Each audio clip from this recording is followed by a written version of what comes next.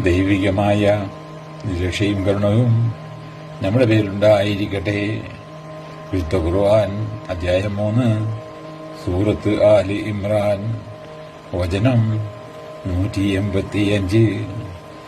ബിസ്മില്ലാഹിർ റഹ്മാനിർ റഹീം. കുല്ലു നഫ്സിൻ ദായിഖത്തുൽ മൗത്ത്. ഏതൊരു ദേഹവും മരണം ആസ്വദിക്കുന്നതാണ്. വഇന്നമാ തുവഫൗന ഉജൂറക്കും യൗമുൽ ഖിയാമ. നിങ്ങളുടെ പ്രതിഫലങ്ങൾ ഉയിർത്തെഴുന്നേൽപ്പിന്റെ നാളിൽ മാത്രമേ നിങ്ങൾക്ക് പൂർണ്ണമായി നൽകപ്പെടുകയുള്ളൂ. ഫമൻ സുഖ്സിയ അനിന്നാർ വയദ്ഖുലൽ ജന്നത ഫഖദ് ഫാസ്. അപ്പോൾ ആര് നരകത്തിൽ നിന്ന് അകറ്റപ്പെടുകയും സ്വർഗത്തിൽ പ്രവേശിക്കപ്പെടുകയും ചെയ്യുന്നുവോ അവനാണ് വിജയം നേടുന്നത്.